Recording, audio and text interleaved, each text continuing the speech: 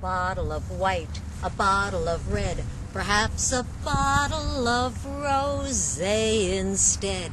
They say in vino veritas, to that I say let's raise a glass.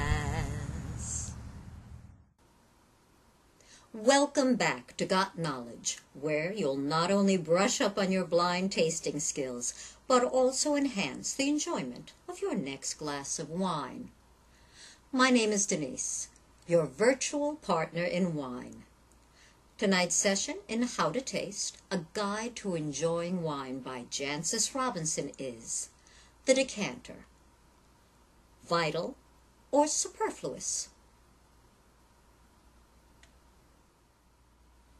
Go on to the internet and you'll find 83 pages of links on decanting wine, 69 pages of links on wine aerators, and 58 pages of links on wine decanters in every shape and size imaginable.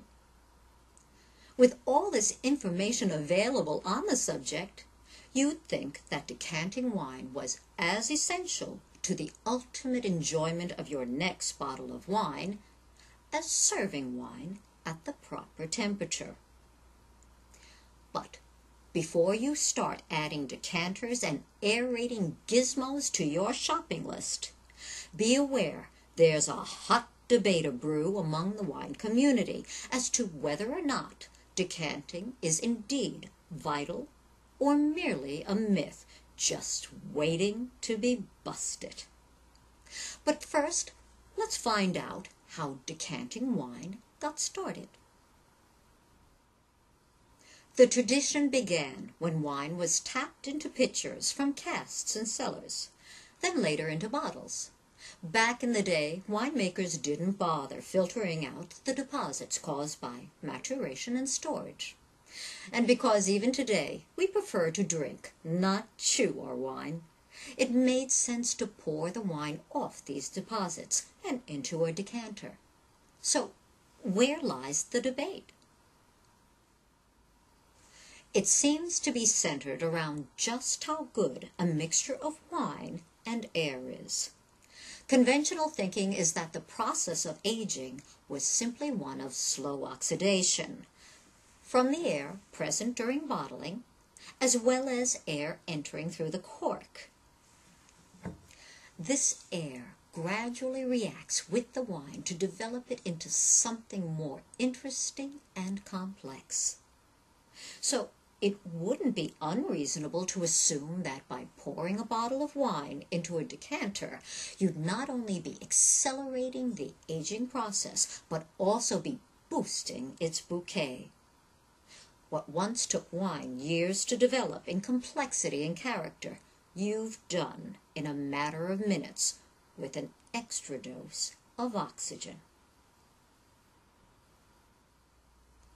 But the jury still seems to be out in the wine community as to the benefits of decanting, especially lightly perfumed wines such as Pinot Noir or wines more than 20 years old. Could they stand up to being poured twice, once into the decanter and again into a glass? Wouldn't a 1-2 punch of oxygen knock out any fleeting fragrance or accelerate the oxidation and deterioration of the wine? I suspect when it comes to combining wine with air, less is definitely better. This leaves us with one nagging question, though. When should you decant a wine?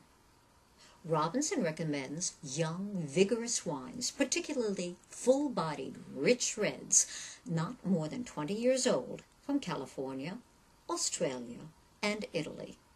However, there will be trade-offs.